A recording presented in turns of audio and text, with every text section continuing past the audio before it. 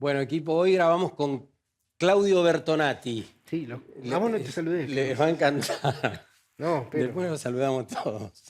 Sentate, ponete cómodo que muchas grabamos. gracias.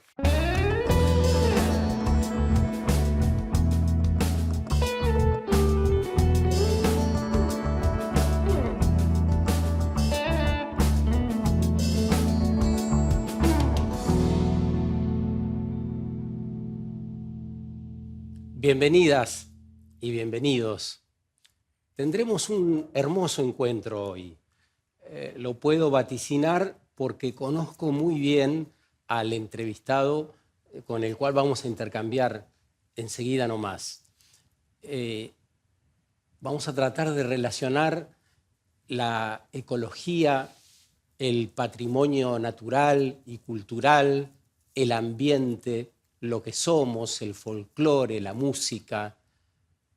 Vamos a tratar de ver en la dimensión más amplia posible el tiempo que vivimos, especialmente poniendo el foco en el presente y en todo lo que tenemos por hacer, en todo lo que hay por delante, tomándolo como un desafío, el desafío de vivir, que no tiene otra razón que movernos, estar atentos, sentir. De eso va el encuentro de hoy. Y te quiero dar la bienvenida, Claudio. ¿Cómo estás? Bien, muchas gracias por invitarme, por ser uno de los 100. Es para mí muy importante, me siento muy halagado. Muchas gracias. Efectivamente, Claudio Bertonati, que es naturalista, museólogo, muchas cosas, ya vamos a ir viendo, es una de las 100 voces que queremos rescatar para conformar una trama de justamente diferentes tonalidades, otros colores, y podernos narrar el presente que vivimos y la transición, hacia dónde vamos. El plan con Claudio es conocer de dónde viene, saber de su presente y a dónde cree que estamos yendo, qué herramientas necesitaremos, qué es lo que para él resulta importante. Así que arranquemos por el principio. ¿De dónde venís, Claudio? Nací en Buenos Aires y por razones que ignoro, siempre tuve un olfato para rastrear dónde quedaban los relictos de los paisajes naturales. Entonces de chico, no sé, me atraía el Río de la Plata.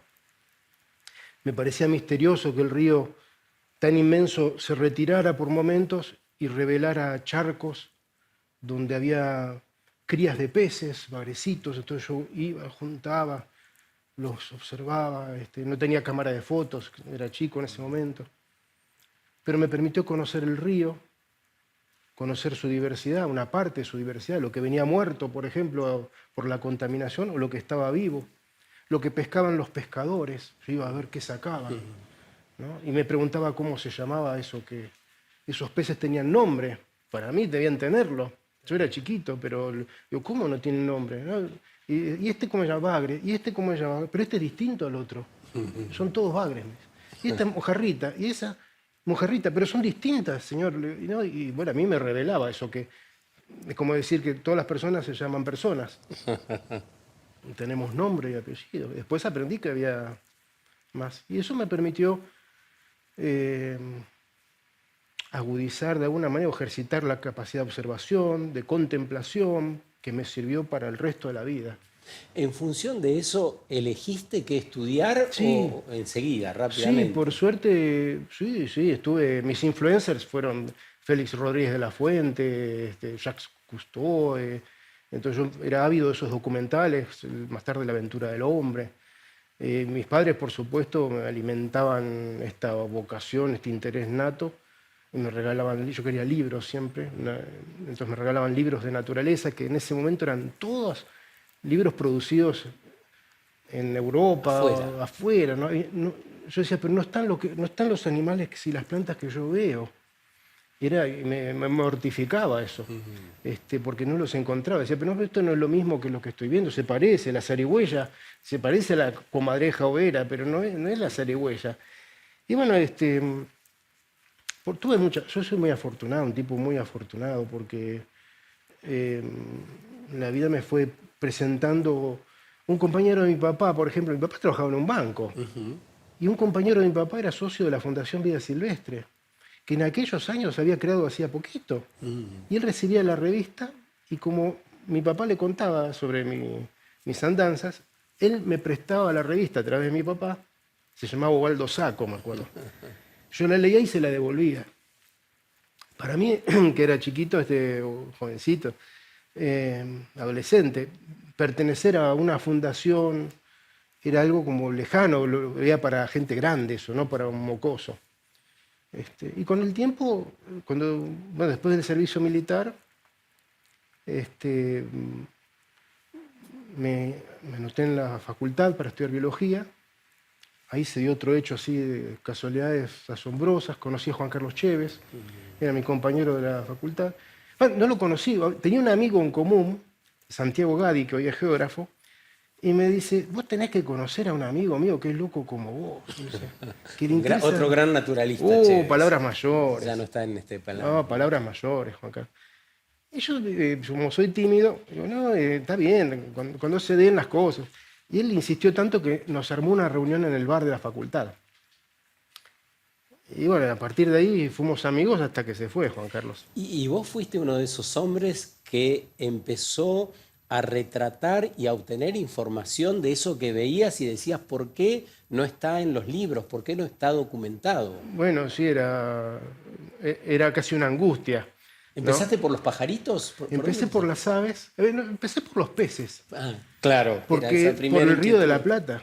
Claro. Después fui a las aves, que claro, es un universo fantástico porque hay aves donde uno ponga la vista al aire libre, hay aves.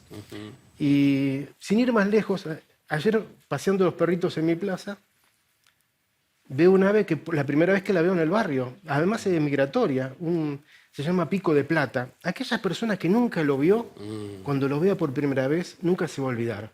Porque viéndolo de golpe es todo negro, pero cuando levanta vuelo las alas son blancas. Es un contraste fabuloso y alrededor del ojo tiene un anillo de color limón. Ayer en la mañana lo vi. Entonces Hudson tenía mucha razón, el gran naturalista de Florencio Varela decía, un naturalista es un ser privilegiado, porque donde muchos se aburren, él se divierte. Y efectivamente el mundo es mucho más elocuente cuando uno lo mira con más detenimiento. Y en el universo humano igual. En esta idea de conocer de dónde venís, me gustaría que puedas citar también tu participación en la creación de reservas, en la mirada atenta al desarrollo de los parques nacionales, de dónde viene también esa pasión por la conservación. Juan Carlos, ¿no? Chévez a mí me improntó mucho, porque a mí me interesó siempre conocer el mundo silvestre, pero cuando lo conocí a él vi que el desvelo de él era otro. No solamente era conocerlo, era conservarlo porque estaba amenazado. Y yo había subestimado esas amenazas. Yo tengo una tendencia a ver siempre lo mejor, lo más lindo, ¿no? Es como tal vez algo autodefensivo. Y él me señalaba, no, Claudio, estos lugares están amenazados. Y empezamos juntos a recorrer las áreas naturales más cercanas de la ciudad de Buenos Aires, siempre claro, cuando íbamos ya con esta mirada, veíamos todo lo bueno y todo lo malo, como dice el tango. Y inmediatamente Juan Carlos decía, no, pero esto hay que protegerlo. Y él me dijo, Claudio, vamos a armar un grupo en la Fundación Vida Silvestre, donde él trabajaba y yo era voluntario. Dice, vamos a armar un grupo. Ya teníamos en ese momento 21 años. Y digo, ¿qué nombre le vas a poner, Juan? Me dice, Grupo Estrategia Nacional de Áreas Naturales. Ah, la pucha. Éramos dos. Pero Juan Carlos, grupo, somos dos. Estrategia, yo por lo menos no la tengo. Nacional, estamos acá en Buenos Aires y alrededores. Bueno, las áreas naturales están. Sí, sin dudarlo. Sin dudarlo. Inmediatamente al poco tiempo ya se armó un grupo y fue creciendo, y cada uno tenía a su cargo un área a investigar y a promover su protección. Y bueno, de ese grupo salió gente que hoy está trabajando en parques nacionales, en otras ONGs. Qué bueno que lo cites a esto, porque Es esto justo. nos hace ver que hay muchas personas, hoy estamos conociendo a Claudio Bertonatti, hay muchas personas como él a lo largo y ancho de todo el país, enamorados de la vida, de la conservación, de acompañar, ¿no?, ese desarrollo que tiene que ver con todo lo que nos Y rodea. los anónimos, ¿no? A eso me refería, claro. Claro que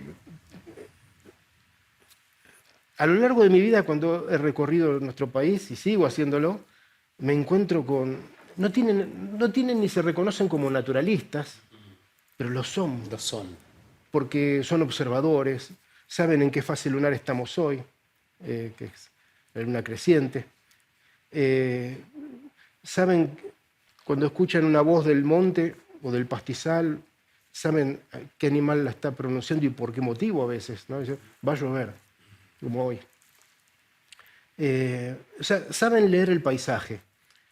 Y yo fui discípulo y aprendiz de toda esa gente desparramada por el campo, criollos, guaraníes, mapuches, huichí, com, collas, aymaras, con toda la gente que anduve, siempre con mi libreta, mi cuadernito,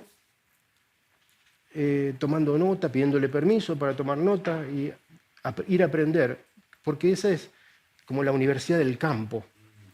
Y esos docentes que a veces no terminaron ni la escuela primaria, a veces no saben leer ni escribir, pero como decía García Lorca y lo repetía Yupanqui, tienen cultura en la sangre, ¿no? Y se han transmitido de generación en generación conocimientos que a veces no se ven en la facultad, no se ven en el aula, pero están presentes fuera de ella. Aparece acá ya en tu relato tu gran pasión por enseñar, por transmitir, por intercambiar conocimientos, ¿no? Y yo lo tengo muy incorporado porque soy producto de mis maestros. Y eso conlleva una obligación moral, diría, ¿no? Que es, tengo que devolver lo que me han enseñado, que además es una forma de homenajearlos, de tenerlos presentes. Por eso los nombro como quien no quiere la cosa. A la pasada. A la pasada, pero tiene una intencionalidad que es mantenerlos en el presente. Porque si no, la ausencia física ocupa un espacio. Entonces hay que pensar siempre cuando muere alguien que uno quiere, que uno valora, tenerlo presente de otra forma. Esa forma puede ser la palabra, nombrarlo, puede ser algún gesto, alguna dedicación. Yo muchas veces cuando planto cosas siempre las planto y se la dedico a alguien, ¿no? Aunque sea para mí, no lo digo. ¿No? Esta va en recuerdo, como esta plantita, esta va en recuerdo de Marcelo Canevari. Bueno, la presentamos entonces, ya que bueno. la citás, presentala. Bueno, es una de las... Para mí es una planta que representa la belleza y los enigmas de la biodiversidad o de la naturaleza argentina. Está caída su flor, ¿es su naturaleza? Sí, porque es una planta epífita, crece arriba de los árboles, no los parasita, simplemente se apoya. Y claro, como está arriba de los árboles, las hojas caen y la flor cae, ¿no? Y uno la puede ver cuando va transitando por la selva misionera, la ve desde abajo. Y la planta madre la encontró este gran naturalista, Marcelo Canevari, en un tronco caído cerca del Parque Nacional Iguazú. La habían tirado abajo el árbol, no es que se cayó con una tormenta. Y él la recogió, la empezó a reproducir, me regaló otra plantita y de esa hago los hijitos que muchas veces le doy a mis amigos. ¿Cómo se llama? No, le digo clavelito de la selva, no tiene muchos nombres, pero porque no es muy conocida. El nombre Pilbergia nutans es el nombre con el que la han bautizado en latín, el nombre científico universal, pero como te digo, para mí representa la belleza que no conocemos, que está esperando ser descubierta, con una particularidad: florece en invierno, que en invierno hay pocas flores, y por eso los picaflores, también los colibríes, van y liban de esa flor. El clavelito de la selva que nos trae Claudio, que agradecemos tanto, ¿No? es una especie de símbolo de lo que queda de esa selva misionera. El 16% leía hace Poquísimo, poco, muy poco. Por suerte, justamente, la Fundación Vida Silvestre, que citabas recién, está acompañando un plan de reforestación con los chacareros que sí. viven en las colonias por ahí. Así que Están pasando muchas están cosas pasando muy, cosas. muy buenas. O sea, yo diría, no creer todas las noticias que uno escucha y ve. Tenemos, No creer o salirse de ese mundo claro, tan acotado que no nos creer que eso es muestran. todo. Claro, eso. No No creer que creer eso que es eso es todo lo todo. que pasa. No, no, pasa muchas cosas muy buenas. Por empezar, yo diría, si recorremos nuestro país, tenemos mucha naturaleza todavía, mucho resto de naturaleza, muchos todavía parchecitos de los paisajes silvestres originales. Deteriorados, sí, pero el sustrato, la base, está. La base geográfica está. La base humana está, porque cuando uno camina encuentra maestros, periodistas, médicos, una diversidad de profesiones, albañiles, gente que está trabajando, haciendo el bien de manera silenciosa, constante, venciendo sus adversidades de todo tipo. Entonces el sustrato bueno, hermoso, está. Los ejemplos, donde uno mire, Fecundo. encuentra muchos ejemplos en distintos ámbitos de la vida, personas ejemplares, digo, ¿no? Las están, ese es el sustrato, la base que sostiene todo. Por supuesto, esa base está teñida de la contaminación tanto ambiental como la contaminación humana, ¿no? Que como todo lo que contamina huele mal, hace mal, enferma, intoxica, mata. Eso también está. Pero bueno, tenemos que retomar cosas que hemos dejado de lado. Algunos tuvimos la oportunidad de abrirnos camino o encontrar ese mundo natural, como tu caso, que vos alguna vez dijiste que tu primera escuela fue la naturaleza y que te enseñó a ver las estaciones, los ciclos de la vida. Bueno, tenemos que retomar ese vínculo que algún gran biólogo, Edward Oswald Wilson, llamó biofilia. Nosotros instintivamente, evolutivamente, tenemos afinidad por el resto de las formas de vida y los elementos no vivos, como cuando un chico va a la playa y mira la arena, mira el mar, mira las nubes que pasan. Hay algo en nosotros muy instintivo que nos acerca a ese mundo. Después, lamentablemente, la educación nos aleja, nos lleva a las paredes, a olvidar, a tener una amnesia natural, o sea, una amnesia del mundo natural, y eso es patológico, es enfermizo, nos deshumaniza, nos aleja de algo muy importante como es la belleza también. Claro, de otro tipo de belleza quizá, no la belleza establecida. Qué bueno sería recuperar todo eso. Como habrán visto, estamos siguiendo el plan. Claudio nos ha traído parte de ese de dónde viene y ya estamos metidos en el presente. Claudio acaba de recibir un premio. Estoy muy agradecido con el Instituto Interamericano para la Agricultura, el ICA, por haberme distinguido como uno de los líderes de la ruralidad de las Américas. Este reconocimiento tiene que ver más con las personas con las que trabajo, entre ellos, por supuesto, la Fundación Azahara y la Universidad Maimónides, desde donde trabajamos para conservar los espacios silvestres, los espacios rurales, pero también la cultura asociada a estos espacios.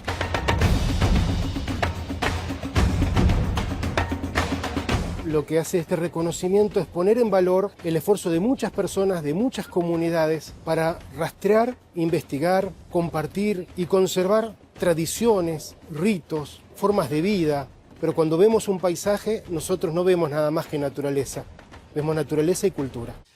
Bueno, tenemos que decir que Claudio además es director de la carrera de la Universidad Maimónides de Turismo y Conservación de la Naturaleza, ¿no? Del patrimonio, Además, sí.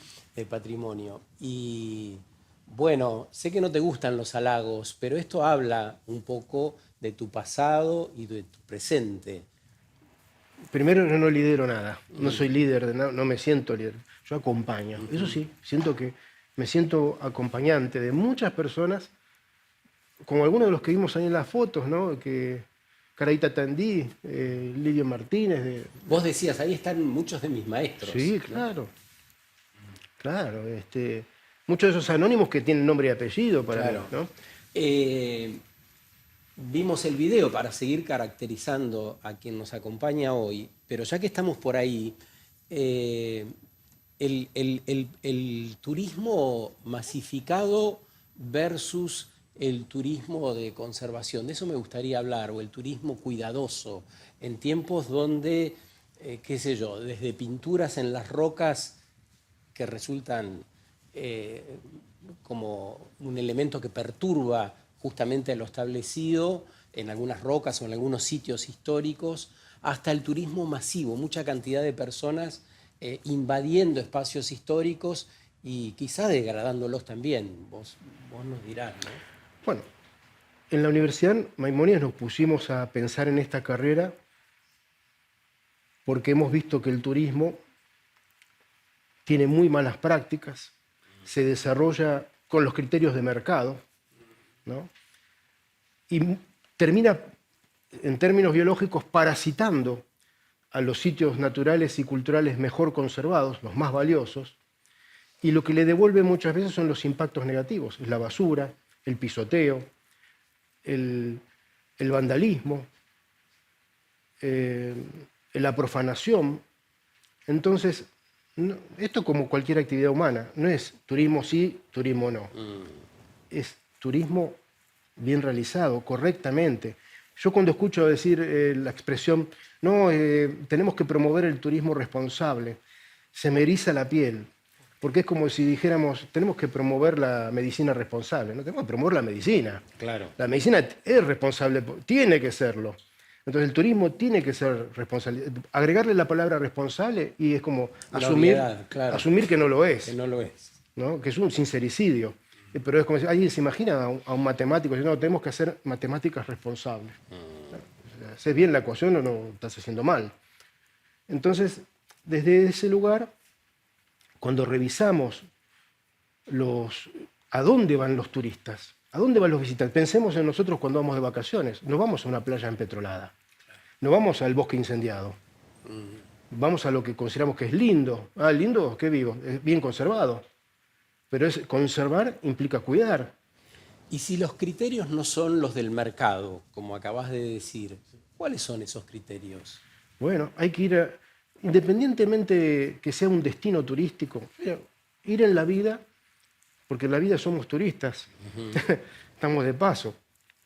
Ir en la vida con los mismos criterios que cuando visitamos un ámbito turístico, es decir, con respeto, adaptándonos al lugar y no que el lugar se adapte a nosotros, yendo a aprender, a escuchar, a observar, a experimentar, a devolver también. Pensar qué puedo hacer yo, también qué le puedo devolver a este lugar que me está dando esta experiencia.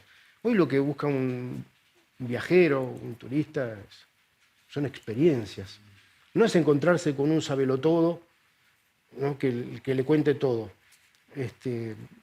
Hay gente que busca la visita guiada y está muy bien, ¿no? Me parece que el trabajo del guía es fundamental, pero la información tiene que ir acompañando, tiene que ir como soporte de valores, de ir alineado, toda la información que podemos brindar, tamizarla o direccionarla a través del respeto por la diversidad cultural, el respeto por las formas de vida, el respeto por, si yo traigo una botella con agua, y es pesada, cuando está vacía, que ya me la tomé, no me cuesta nada volverme a llevar, pesa menos que antes, pero la gente la deja en el destino.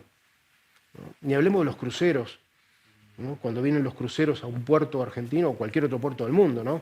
Consumen los recursos del lugar, le dejan toda la basura. ¿Qué le deja esto al lugar? Siento que en esta primera parte con Claudio Bertonati,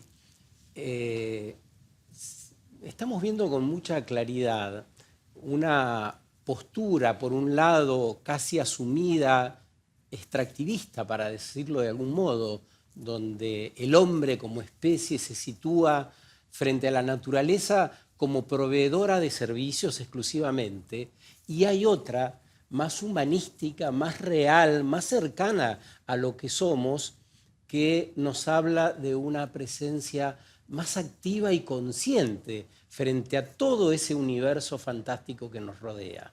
Vamos a seguir por esta línea en 2 minutos después de la pausa. Recuerden, pueden escribirnos a nuestro Gmail, que es unanocheconideas@gmail.com. La idea es poder responder cada uno de sus mensajes personalmente, porque queremos saber qué están sintiendo, qué desean, cómo imaginan el mundo que vienen, pero verdaderamente, no como un modo elegante de fomentar la participación.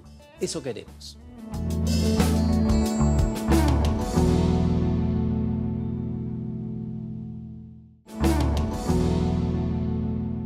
Seguimos con Claudio Bertonati. En la primera parte hablamos un poco de su origen, parte de las cosas que hizo, de dónde viene, y ya estábamos en el presente. Este clavelito de la selva lo trajo como obsequio y estamos muy, muy agradecidos por esto. Cuento todo por si no vieron la primera parte. Y nos decía que desde muy chico era muy inquieto, muy curioso, y empezó en el río, viendo qué pasaba con esos peces que no tenían un nombre determinado. Mirá esta foto, Claudio. Ayúdanos a contar con quiénes estás. Bueno, me emociona mucho. El señor grande es don Atahualpa Yupanqui. El más chiquito, Emiliano Chavero, su nieto, que murió hace unos años, lamentablemente. Y el de medio, Juan Carlos Chévez. Del cual hablamos largo rato, ¿no? Eso fue en el primer bloque. Sí, eso fue en enero de 1985. ¿Y ese de bigotitos? Y ese era yo. Con el logo en la remera de la Sí. Fundación Vida Silvestre, de la cual hablaste también. Eso fue... ¿Qué hacías por ahí? Y con Juan Carlos, nosotros en esa afinidad esas causalidades que él llamaba, ¿no? No casualidades. Teníamos una convergencia de intereses muy, muy llamativa, o sea, desde el mundo natural, desde la diversidad biológica hasta las expresiones culturales, sobre todo el folclore. Que tienen una íntima relación. Claro, después, claro, con el tiempo uno entra a ver el entramado y que no estaban disociados. En esa época era intuitivo. Exactamente, era intuitivo y además cuando hacíamos un viaje, siempre íbamos a esos viajes con libros, con la cámara de fotos. Cuando podíamos nos llevábamos un grabadorcito con grabaciones, con canciones del folclore de ese lugar.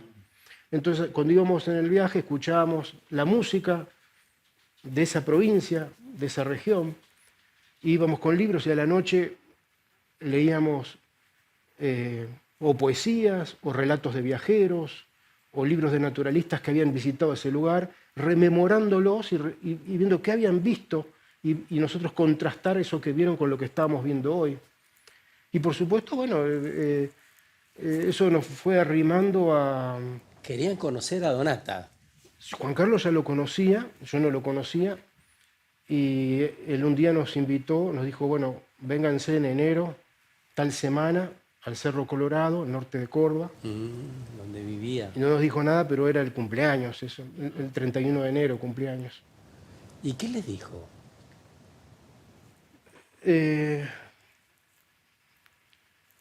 Apenas llegamos, él estaba sentado, esta es la casa de él, estaba sentado en el aire libre, una mesita rústica, una silla, un cuaderno de anotador con un marcador negro, 2 o 3 libros, estaba con los anteojos puestos, nos ve venir así con las mochilas. Nosotros, en aquella época el colectivo, no había micro, el colectivo te dejaba a 20 kilómetros casi, y tuvimos que ir caminando. Veníamos con las mochilas estructurales pesadas, ¿no? Con las carpas, todo. Y dijo, bueno, pónganse allá que en ese lugar les va a gustar. Ese lugar que él nos señaló, muchos años después yo lo supe, era el paraje que él llamaba el silencio, que era donde él iba a meditar, a escribir poesías, a componer canciones, iba a escuchar el paisaje. pero tenía esas delicadezas disimuladas por la osquedad, ¿no? Ponga ahí la carpa allá, como abajo del algarrobo ese, ¿no? Como diciendo, allá lejos, ¿no? Por ahora lejos. Te quiero proponer el ejercicio de escucharlo a don Atahualpa Yupanqui en una presentación que hizo hace muchos años, donde él es presentado por Antonio Carrizo, un gran presentador de la época. El programa Carrizo, debe ser Los Grandes. claro, y Carrizo, exacto, que entrevistó a Borges, Sí, sí, tremenda. a muchas personalidades de la Argentina, estaba con él. Y entonces Donata en la presentación, no está en la edición, por eso lo cuento, dice que va a hablar de un nido, pero que en realidad está hablando de la casa de un paisano. Vamos a escucharla completa, Ay, qué bueno. con la complicidad de ustedes también. Muchas gracias. Nadie se ha de imaginar si cuento como lo veo. Nadie se ha de imaginar si cuento como lo veo. Es un nido de torcaza entre dos talas y un ceibo. Es un nido de torcaza entre dos talas y un ceibo. Está en ramas muy bajitas, parece que toca el suelo. Está en ramas muy bajitas, parece que toca el suelo. Lo hicieron sin precauciones, se puede ver desde lejos. Lo hicieron sin precauciones, se puede ver desde lejos. Al amanecer, el macho sale a buscar alimento. Al amanecer, el macho sale a buscar alimento. La hembrita sola se queda haciendo algunos arreglos. Piden algo los pichones, les dan y se quedan quietos. Piden algo los pichones, les dan y se quedan quietos. Se duermen arrimaditos, la madre canta laudello. Se duermen arrimaditos, la madre canta laudello. Cuando llega la ocasión se siente un canto de lejos. Cuando llega la ocasión se siente un canto de lejos. Viene el macho de un bolido trayendo en el pico un beso. Viene el macho de un bolido trayendo en el pico un beso. Se dicen cualquier cosa de mientras va oscureciendo. Se dicen cualquier cosa de mientras va oscureciendo. Después la noche les hace su caricia de silencio. Después la noche les hace su caricia de silencio. Otro amanecer despunta y el canto se oye de nuevo. Otro amanecer despunta y el canto se oye de nuevo. Sale el macho de un bolido llevando en el pico un beso. Sale el macho de un bolido llevando en el pico un beso. Ansina mesmo es mi rancho, ansina mesmo lo veo. Ansina mesmo es mi rancho, ansina mesmo lo veo. ¿Qué tal le conversa esa milonga, no? ¿Qué tal te conversa esta milonga? Y me emociona mucho. Otro de mis maestros, ¿no? Linda la comparación entre el nido y la casa, ¿no? Entre la mujer y el hombre que sale y vuelve con un beso en el pico. Inevitable, diría yo, porque el observar la naturaleza nos invita a observarnos a nosotros, a nuestro entorno, a cómo dialogamos con ese entorno. Atahualpa me enseñó muchas cosas. Qué sabiduría, ¿no? Entraña en esos versos nomás. Ahí ya tenés medio toda una sabiduría grande. ¿Vos pensás que él era un cóctel genético? O sea, tenía sangre india, Sí. sangre de vascos, ¿no? De criollos. En ese cóctel genético, él pudo haber optado por, por otra corriente musical, otra corriente filosófica, y sin embargo se volcó a cultivar los saberes tradicionales, a rescatar los ritmos, las tradiciones, a escuchar a la gente antigua. Y la sencillez, claro. Bueno, Ahí hay eso, algo muy potente de la claro. sencillez. Y vos recién decías algo de la naturaleza, cómo estar cerca. Y yo quería preguntarte eso, ¿no? ¿Cómo hacemos en las ciudades? Ya no te digo a ir a ese ritmo que nos propone Donata, que es de contemplación, Sí, es casi de zen. sanidad, casi zen, porque ha pasado el tiempo y hay variables que se cruzan Sí. y demás. Pero ¿qué podemos hacer desde las ciudades para estar un poco más cerca de todo esto que nos enseña? Vos recién en el corte me decías, mira, una planta tiene 20 sentidos diferentes. Sí. ¿Cómo hacemos para comprender eso y sentirnos un poco más cerca?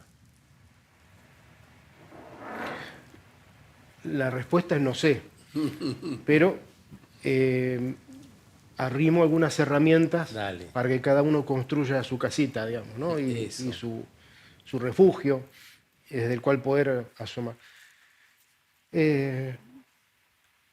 Cuando nosotros nos presentan a una persona, le damos la mano, le damos un beso, un abrazo y decimos un nombre. Y el nombre es como la presentación. Entonces, cuando vemos en una ciudad, encontramos que tenemos árboles en la vereda o en la plaza, vemos un pajarito, mariposas, por suerte, distintas formas de vida, preguntarnos ya el nombre es la puerta de entrada para conocer. También diría, no es necesario. No hace falta conocer los nombres de las personas para quererlas, ¿no? Pero es un modo de cercanías. Es acercarnos. Y el hecho de que yo me interese, la vista, yo no puedo sacarle la vista a la planta, me lleva a contemplarla, a observarla, a reparar en algunos detalles. También yo diría como un ejercicio a buscar la belleza, ¿no? Que es algo que tan necesaria para nuestro desarrollo humano, ¿no? Los fenómenos estéticos como la música, la poesía, la pintura, ¿sí? Cualquiera de las expresiones artísticas son necesarias para todos nosotros. No podríamos vivir sin esos fenómenos estéticos. Sería una vida muy sombría, oscura, triste, enferma. Entonces, ¿qué es lo que podemos hacer? Yo diría, hay que cultivar ciertos valores que la escuela nos ha mezquinado, como el acercarnos a las demás formas de vida con respeto. Yo antes te contaba que tengo unas amigas en Pampa del Indio, una comunidad que cuando salimos al monte, sistemáticamente ellas se detienen antes y sabemos que están hablando en bajito, ¿no? Y están pidiendo permiso para entrar. Una vez que entran, vamos recorriendo, caminando. Si ellos tienen que recoger un fruto, una semilla, una hoja, antes de tocar la planta le van a pedir permiso. Primero le piden permiso y después le explican para qué le van a sacar esa parte. Claro, para una medicina, para Exacto, alimentarse. se curan con yuyos. Claro. Más allá, digamos, del rito, más allá de esa actitud habla de una forma de pensar. Yo diría de sentir y pensar, como dice Falsborda, ¿no? De sentir y pensar. Como los zoroastristas dicen que buenas palabras, buenos pensamientos generan buenas palabras y buenas palabras buenas acciones. Yo diría algo más, que buenas acciones generan buenas personas y buenas personas buenas sociedades y buenas sociedades un mundo más bueno. Entonces yo no minimizo en absoluto los gestos, actitudes individuales. Pienso que ahí está la llave que nos puede abrir la puerta a un mundo nuevo, a un mundo necesario, obviamente para acercarnos a ver, contemplar, a cultivar. A mí me interesa mucho la educación y la palabra educación está familiarizada con cultura y cultura con cultivar. Entonces nosotros tenemos que cultivar muchas cosas y para cultivar hay que preparar la tierra, ¿no? Hay que juntar las semillas que uno quiere reproducir, hay que cuidar lo que uno planta para que prospere. Y lo último es cosechar, lo último. Y es mucho mejor cuando uno dice, no, que lo coseche otro. ¿No? Es muy esperanzador cuando yo vivo plantando plantas, a veces árboles, a veces enredaderas. No discrimino, no es que digo, planto árboles. ¿No? Sí, sí. No, árboles también. Pero es muy lindo cuando uno planta algo cuyos frutos no va a ver. Pero esto no lo vas a ver ni crecer. Más alegría me da, lo va a ver otro. ¿No? Y esa es la trascendencia que tenemos que buscar. O sea, esperamos que el mundo cambie sin que nosotros hagamos los deberes. El cambio viene primero de adentro hacia afuera. Primero nosotros tenemos que revisar dónde está el cielo y el infierno, como decía Atahualpa, que está dentro de uno. Entonces buscar de qué estamos hechos, de qué compendio de valores, cómo queremos que nos recuerden los demás, qué queremos dejar para los demás, además de plantas o libros o compartir lecciones que nos han enseñado otros. Ahí está el meollo de la cosa. No solamente en qué mundo queremos vivir, sino en qué día a día, porque tu programa, la transición viene de transitio en latín, que quiere decir paso, traslado, es decir, estamos yendo de un lugar a otro. Eso. Y de ese lugar que estamos hoy, donde yo digo, sí, el sustrato es buenísimo, es hermoso, lo hemos contaminado, pero podemos trabajar en ese transitar para ir limpiando, no importa si nosotros no lo ensuciamos. Una vez unas vacaciones que fuimos con mis hijos a una playa en el Río de la Plata, en el lado uruguayo, en Colonia, íbamos todos los días y llevamos bolsas y yo juntaba la basura que encontraba y le pedía a mis hijos que me ayudaran. Y en un momento me dicen, pero papá, nosotros no la tiramos. Y además me da vergüenza juntar la basura. Entonces, bueno, quédense tranquilos, si les da vergüenza, van a ver que tiene que primar el haber hecho algo bueno. Como decía Séneca, la recompensa de una buena acción es haberla hecho. Eso te tiene que hacer bien. Y por suerte, tuvimos mucha suerte, una vez más. Porque, claro, había gente que nos miraba. Pero al cuarto día, la gente empezaba a ir con nosotros, chicos, a juntar la basura. Obviamente, a la semana no había más basura en la playa.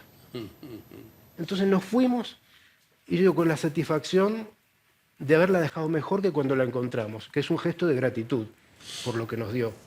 Escuchándote, además de reconocer esa sabiduría que brota, pensaba, qué vida entretenida tuviste, Claudio, Sí. estás teniendo, porque si hay algo en este tiempo que de algún modo nos nombra es la desconexión, el desinterés, el no sentirnos parte, por un montón de razones. Y yo creo que cualquier persona que nos está viendo, sea adulta y por ahí son un poco más jóvenes, inclusive mejor, puede encontrar en parte de lo que nos contó Claudio un sentido a la vida que vivimos. No sé, es una aventura permanente, esta de Sí. mirar, registrar, llevar la música, querer aprender, leer. No es para nada aburrido, es todo lo contrario. No, escuchar. Escuchar. Y a veces solemos decirnos que esas cosas ya pasaron y que no forman parte de nuestros intereses. No, Pero a mí me parece que eso enciende, ¿no? Enciende y la adversidad, en mi caso, como muchos, me provoca. O sea, no me demuele, no me deja en el piso, me provoca. Lejos de deprimirme, no, me hace recoger el guante, ¿no? Me está provocando, me está desafiando. Digo esto porque muchas veces vemos que la gente que tiene sensibilidad por el resto de la naturaleza, porque nosotros somos parte de, o por el patrimonio cultural y lo ve cómo se vandaliza, se empiezan a entristecer y después viven como un estado de depresión y a veces salen de la depresión y abandonan ese tema. para huir del dolor. Yo pienso que el dolor hay que enfrentarlo, ¿no? La tristeza hay que enfrentarla. Hay que comprender de dónde viene, cuál es su raíz. Todos nuestros problemas, cuando uno analiza la crisis mundial, que no es solamente ambiental, es económica, social, ética, política, económica. La raíz, ¿cuáles son las causas? Porque cuando uno revisa las noticias, hay una confusión entre causas, problemas y consecuencias de esos problemas, como si fueran todos sinónimos. No, no. Las causas están todas acá y acá. Las causas son mentales y emocionales. Cuando digo mental es emocional y racional. Entonces, ahí están las causas de nuestros problemas. Si ahí están las causas, ahí están las soluciones. Y esas soluciones pasan por revisar quiénes somos, cómo nos definimos, qué queremos hacer de nuestros días. Y yo diría recorrer como el camino del naturalista. El naturalista en general es una persona autodidacta. Se provee de los libros, de los maestros que olfatea le pueden ser útiles para su formación y comprender el mundo. Del mismo modo tenemos que ser autodidactas en nuestro universo espiritual o mental, como quieran llamarlo, que es proveernos de nuestros maestros, de nuestros libros, de nuestras enseñanzas, para poder revisar un poco mejor quiénes somos, qué tenemos para mejorar, qué tarea tengo para el hogar, y cómo podemos mejorar a los demás, cómo podemos ayudar a los demás. Eso me parece que es una tarea hermosa, porque esperar que la dirigencia política, las Naciones Unidas, tomen las decisiones que van a cambiar el mundo, yo no lo espero. Linda idea para quedarnos pensando en la transición del tiempo que somos protagonistas.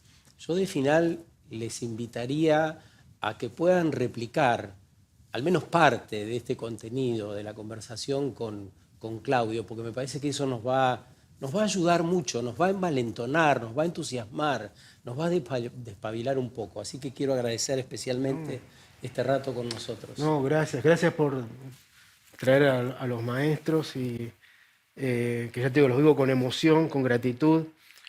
Y no hago más que darle continuidad a sus enseñanzas, ¿no? A ver que el paisaje contiene plantas, hongos, minerales, pero también los saberes y las tradiciones que a veces están amenazadas por la urbanidad. Muchas gracias. Gracias a vos. Por lo demás, nos vemos, si tienen ganas, una noche de estas. Que lo pasen muy bien.